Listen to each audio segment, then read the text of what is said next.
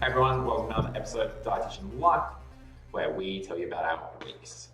I know last week probably wasn't the most interesting because we didn't really give you much value, we just told you what we did, but this time we're going to do better. Why? Peter didn't know that I was going to say that, and I did, and that's why she reacted that way. Because I feel like it was good, but it was shit. Oh, there was too much quiet time, like too much. No. Last one we nailed it, but we just didn't give them any value, didn't give them any advice. We just told them what we did. We need to give them advice. Hey guys, yes. That's for the other one, isn't it? No, advice always. Otherwise, people don't want to know about our lives. Okay, so pretty much starting up. Do they? The day after our last one, we had our managers meeting on a Saturday on the Sunshine Coast. So we had someone from Vic sit in via Zoom with the computer on the side. It was like super awkward. Super awkward. There was a little minor tech issues because our room got double booked, which was really frustrating. But it was, eventful. So we basically talked through all stuff, every single one, pros, areas for improvement, career goals, and how we can better support them, and try and identify how we can use their skills better. We talked about different organisations we have relationships with, come up with strategies to improve those relationships and to grow those relationships into greater things, and then talked about other strategies to grow the business. Such as? I'm not going to tell you our IP around that, but we are thinking about getting another manager, or we are going to have another manager take on a lot of that role. Which is exciting because this person started with the company over 12 months ago, is shown to have improved significantly in their clinical skill as well as their other stuff. Stupid mistakes this week, but other than that, but everyone makes mistakes. But yeah, we haven't sent a contract to them yet about it, so we don't know if they're going to be manager, which is why we've been coy about it. But I think it'll work out well. Then. Pretty much this week, I have been working on the marketing aspect of the company. So talking to the website people about SEO optimization, talking about Instagram, talking about strategy around that, improving the website timing. So Sunshine Coast Dietitian Life, a lot of our websites are really slow because we use high quality pictures, which look really mint, but slow down the load time. So we might be losing people from that. So we've just been looking to do that. So if you have a website, make sure you identify the load time and how long it takes. If it takes too long, especially on phone, then probably get someone to change it. Yeah, I noticed that. It was annoying when I used to look it up. Yeah, but it looks so mint when it's loaded.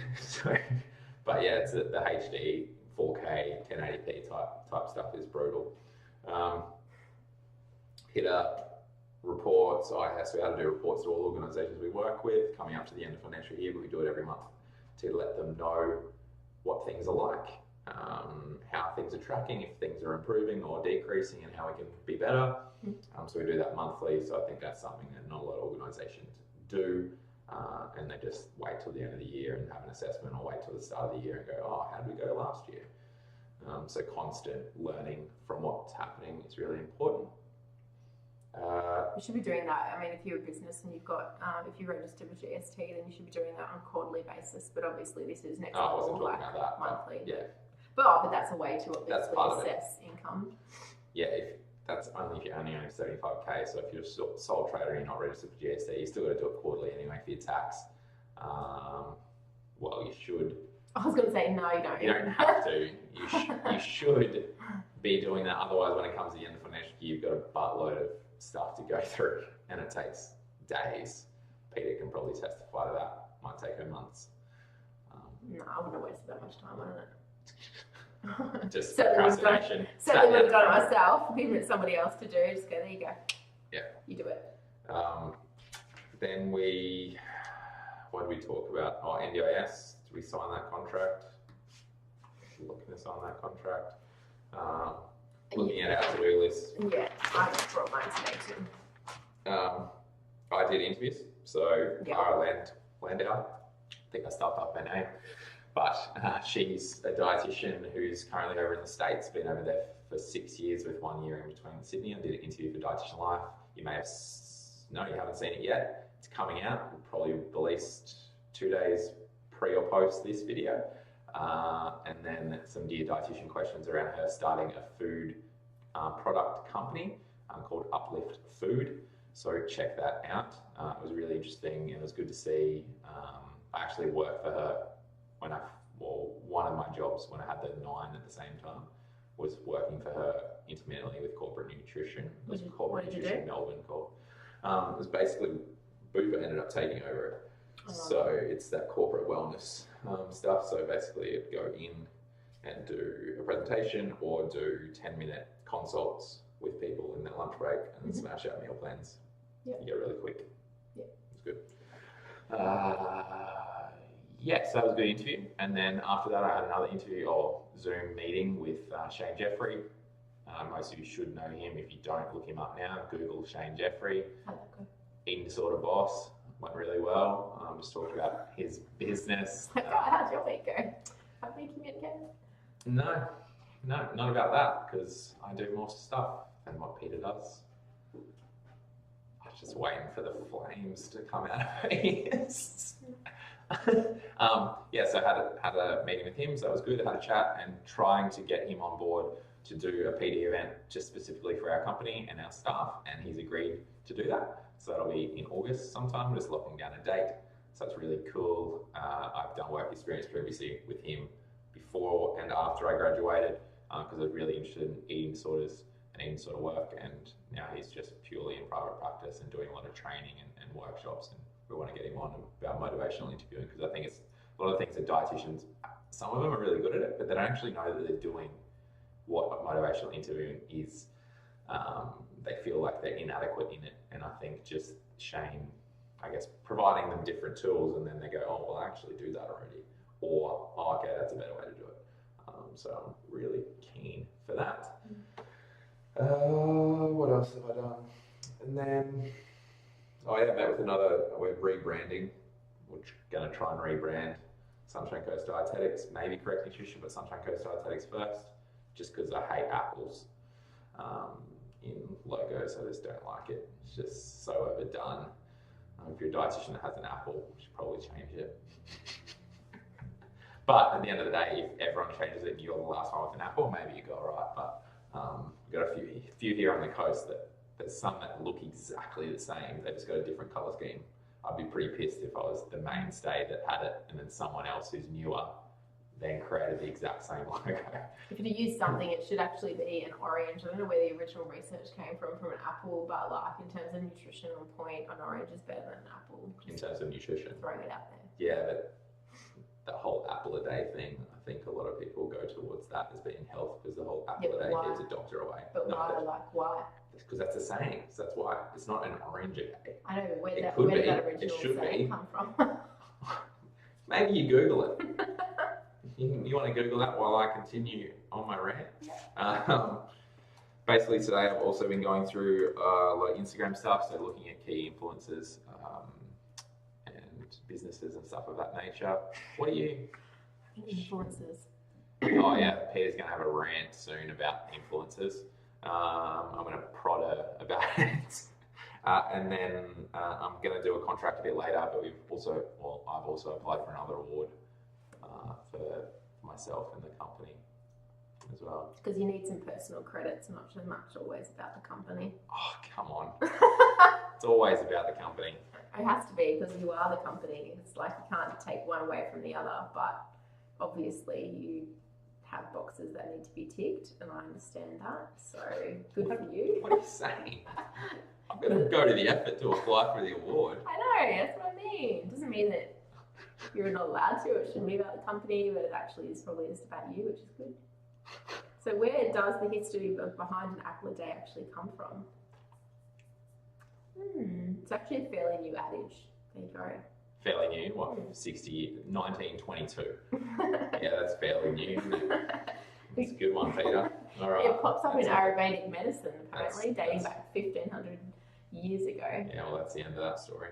It's probably because they're more readily available. It helps significantly lower bad cholesterol in middle-aged adults from a study, that's 2011. That's where it comes from now. No, it's not. It's not where it came from. 1922, that's where it come from. End of story. Done. We've also done some interviews for staff. Still crying out for some good staff. So take homes from interviews, and Tyson's already talked about this, but we have become incredibly frustrated, I suppose. So here's some advice. If you're going to write a cover letter, please do. It is really good. And also a resume. Top tips are actually edit it, put grammar over it, put your bloody spell check over it, because if there are mistakes, it says terrible things about you as a dietitian, and also your attention to detail sucks. Like, fair enough if you're writing a text message to someone and you make a mistake, but this is a professional document, and I make mistakes all the time, but professional document, it needs to be right. The other thing is PDF it as well. That's pretty frustrating for him. It doesn't bother me as much, but I think go to my LinkedIn and read the post on it. It's really important. Anyone can edit it, resend it out, copy it, whatever. Why are you sending me an editable resume?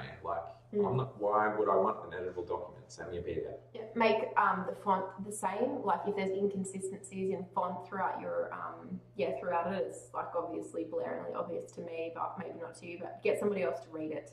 It helps, because if you've read it, then you probably wouldn't pick up the mistakes. And the PDF thing, it's also make sure the formatting is correct, because if we open up on a Word document, it could be different because we might have a different version of Word. It'll open up all weird, and do you want us to have a weird looking bloody resume or application letter? It's really simple. It seems like, oh, who cares about that? But the simple details. Yeah, like simple things like dietitian not spelled correctly, practicing, license, all that sort of stuff. And if you call yourself a registered dietitian, what are you doing? You're an accredited practicing dietitian, if anything. So. And the other is with a cover letter. You want the cover letter actually sing through you. So it actually needs to describe you as a person.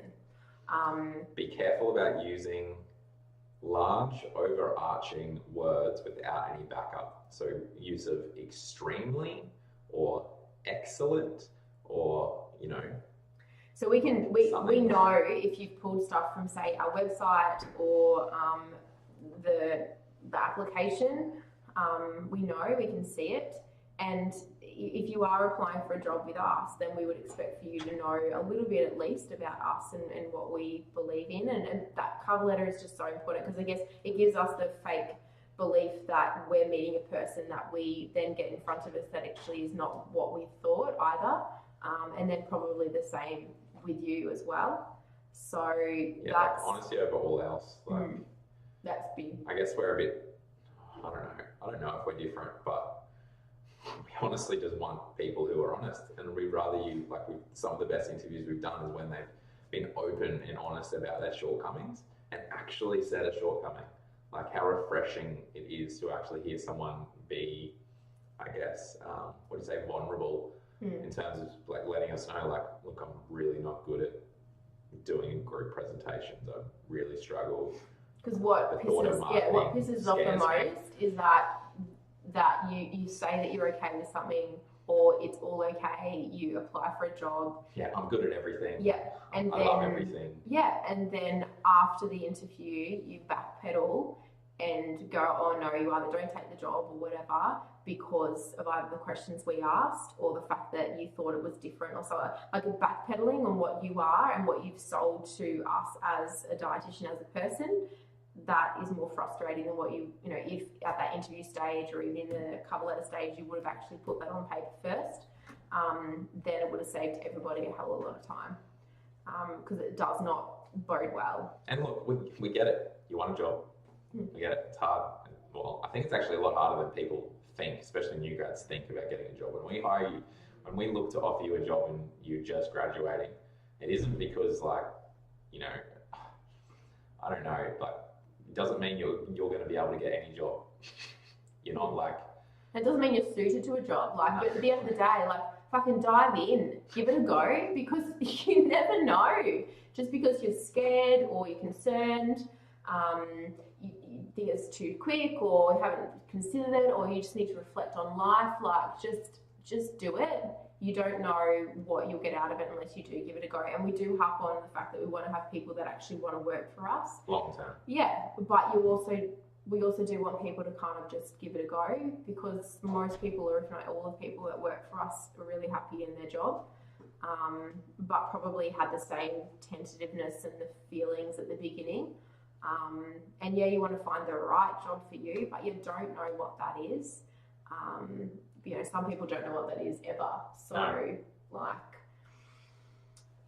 anyway, frustrating week from our point of view, but they're definitely some of our tips around interviewing and applying for jobs and finding the job for you. Yeah, but if you apply for a job, if you're going through an interview, if you find out things about the job based on the questions that you've asked that you don't like, that you're like, oh, it's not really for me, say it in the interview. Just say, look, thanks heaps for saying that. Like, now that I know a bit more information, I don't really want to pursue this role. Tell us that, because we don't want to like stop doing other interviews, offer you a contract or whatever based on you already thinking, oh no, it's not for me. Like, it's just going to waste our time. So just be open and honest, and you'll be one up in our book if you did that, versus like waiting for us, we make a decision, offer you the job, and then you go, oh nah, not for me because of the interview. I found out whatever about the job and I wasn't really keen. Honesty. So that's been part of the week this week. Tell me how influencers thing, since everyone's probably on heels about you wanting to rant. Because I didn't really hear it properly because the sound was terrible. I know, I don't know what happened. Yeah, well, you've had a lot of issues with your, like that Zoom interview was absolutely horrible. Couldn't hear you. It was fine once I pulled the plug out. Like a church mouse. And no one's ever referred to Peter as a church mouse. Oh, dear. I don't know, it's the phone you bought me, so what can I say? Anyway, look, I guess... Hear that? I bought her a phone.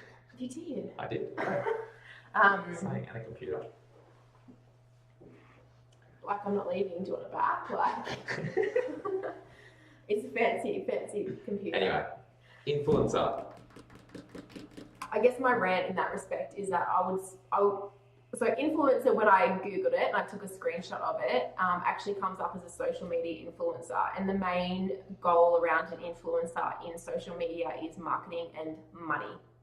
So when it comes to all those people that are followers of these influencers or the influencers in general, they're there to make coin, make money. Their life revolves around social media and discount codes and coupons and trying products and telling you that it's great. And the one thing that really pissed me off to the next level this morning was when this influencer that we follow, but it's probably important to be part of, so you can get an idea of what people are actually doing, was around trialing a new protein supplement. Of course. Yep. And that she felt upset with the fact that she had this massive, amount of DMs, like all of these little things, like DMs.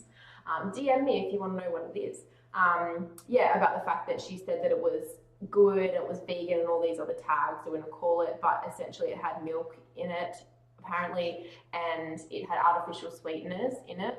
But they hadn't changed the branding, the labeling, their website hasn't been fixed up or something like that. And anyway, it was this protein supplement, which I've heard from one of my clients, that she was trying. Obviously, she's been given the product, but she said that actually she got the product from a lot of influencers that she follows, so it's good because people use it, because people are paid to use it, right? Which just makes my gears just go nuts. But anyway, and so then she decided that she would write the company an email and say how she felt disappointed and she felt that they were like hiding stuff from her and that. Anyway, and she's decided she's not going to use the product anymore.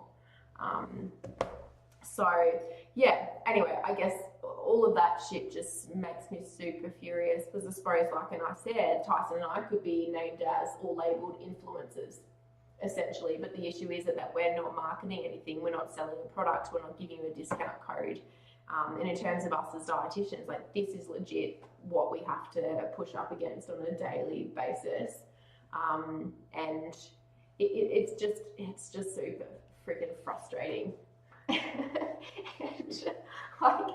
And we could sell shit, we could totally sell shit, but it's completely against our code of ethics and totally, we can't even advertise that our clients are doing well. Like, we can't even use that as case studies or anything like that. So you know, and then if we were, you know, move into a different space, you know, potentially we could, but yeah, just daily, and it just makes me really pissed off, to be honest. So, how long have you been a dietitian? Anyway, this happens every freaking day. No, but this one got you. This one got me. This one got you. This one got me. Because it's all this discount code bullshit. Yeah. And even dietitians are doing it too. And I say that, you know, being a dietitian, dietitians are doing it as well too. And in terms of what we've got and what we can do, like obviously we would do the same thing. We could go, oh, you know, check a product. You can guarantee that unless we stick our name at the bottom of it and say use my code, like that is a key one for the marketing on point. Yeah, but Peta also doesn't like business, so I understand it from the other angle of, you know, they want to make money. They look good now, they've got to make money what they want, while they can. I'm not an attractive blonde female, so I can't be an influencer.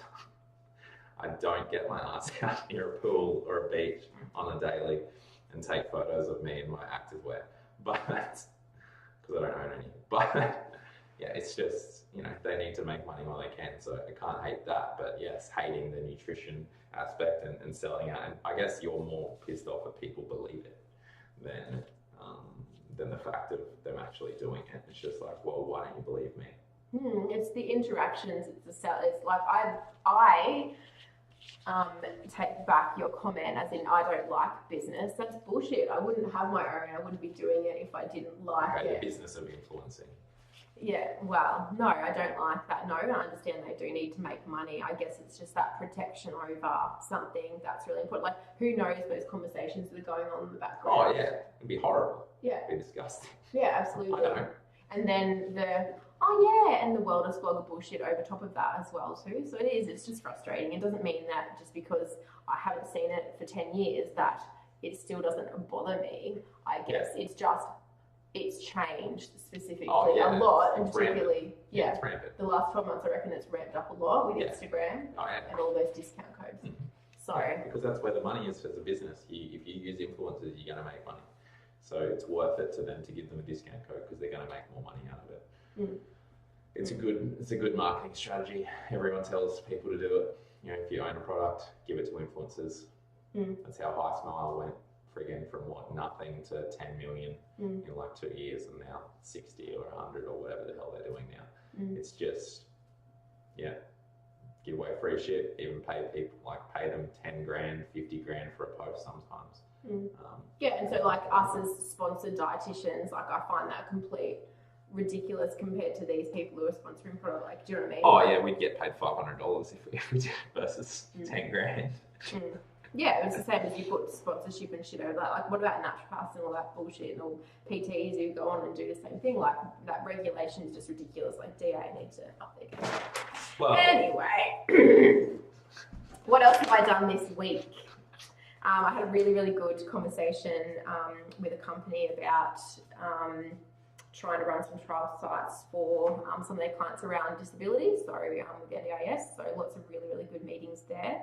Hopefully get contract lined up with them. And then in addition to that, having to draw up a few additional documents around like service agreements and things like that. Tyson doesn't really know a lot about it all, so it's pretty much all me, which is fun. We got staff awards, their entries for that last week, so sent them all off to Tyson, so he'll be collating those and probably individually making a decision about it. Some really awesome results from our team, so good luck with that. I looked at it, I was like, nah, no way can I. Or I could, but nah, it's not. You can leave it up to you. Yeah, happy leave it up to me, so I die by the sword and speed. Happy for you to ask me if you'd like me to help out. Well, give my opinion. I don't choose all of them. I've got the Directors Award. Managers need to do the Managers Award. I know, but collectively we need to do. I'll do the meal plan. Yeah, but last one you actually chose. You did it yourself. Yeah, so I did it. Anyway, I'm just saying it's hard. There's a lot of good results. Go for it. You guys can talk about it if you want, and then if you toss them up between 2 or 3, I'll just pick one out of that. What else can you do? Go for it. Do it.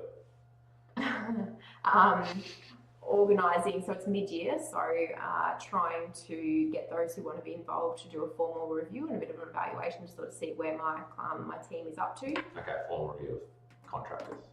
So more employees. Yeah, meetings with them and fill out some stuff. So pretty much just making it what they want it to be, identifying where they want to move to in the next 6 months, and also areas of improvement, stuff like that.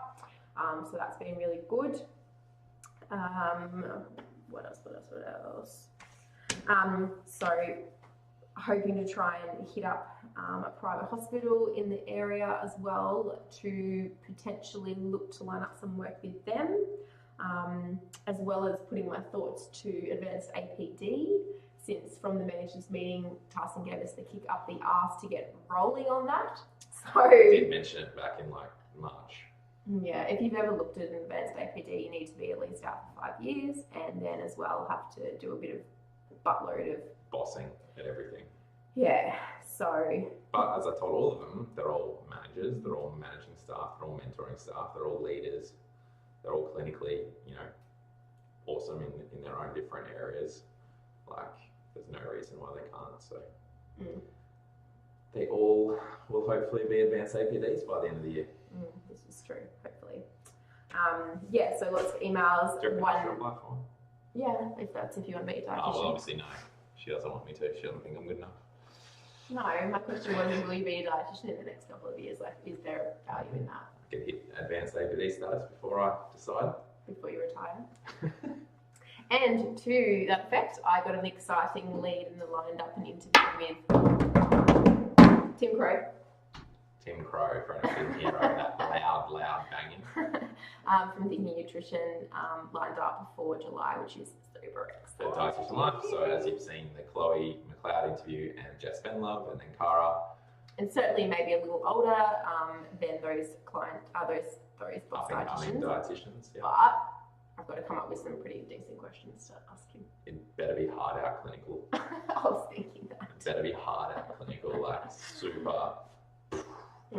Just nail him. Yeah. So then he can just go. There's so many things. She's so excited. Yeah. So excited. Yeah, so, you weren't as excited as I was, but. Well, And then, I told Eleni about it, and she was like, "Oh, my friend knows him, knows the girlfriend, boyfriend." she knows everyone. Of course. Where's your excitement, dear? Anyway, but that's okay. We had good wins this week as well too, with some of the DBA organisations and stuff. Yeah.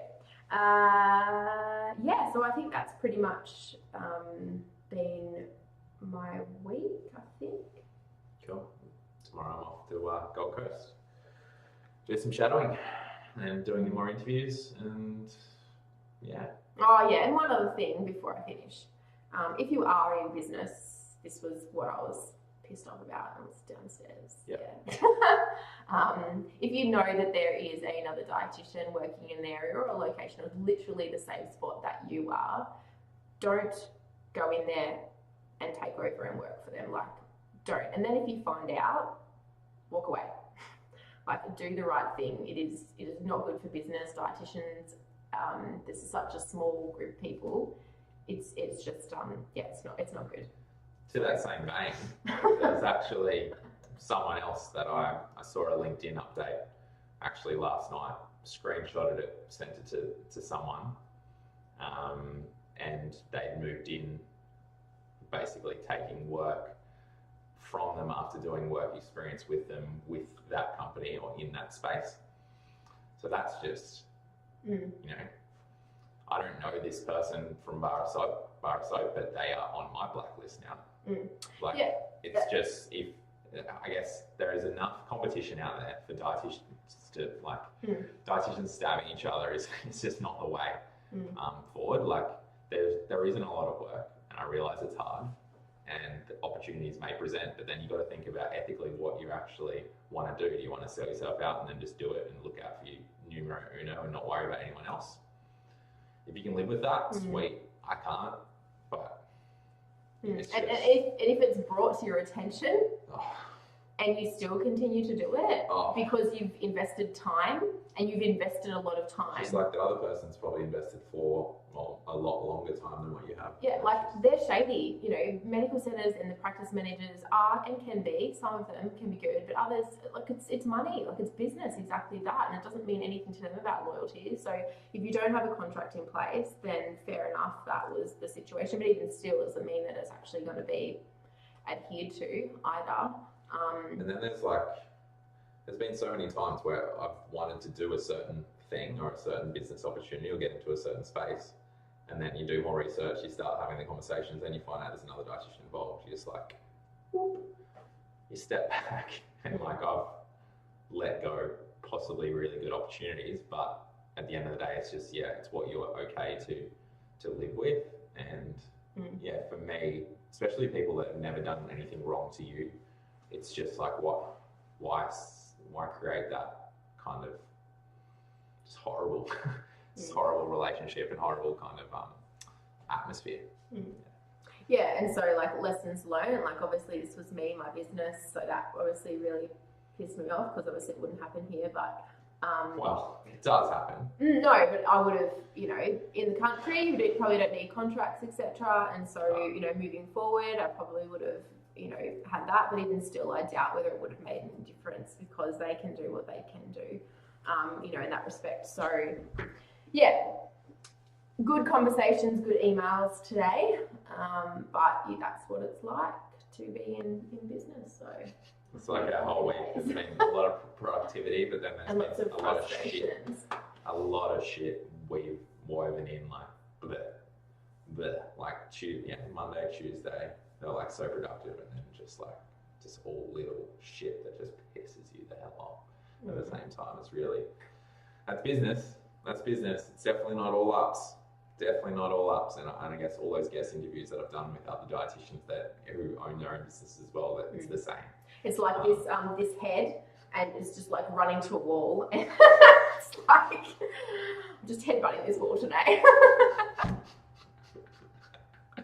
I just pictured Peter running head first into a wall. All right, that's us done. A little bit longer probably, but hopefully you got some value out of that. See you soon for Dear Dietitian.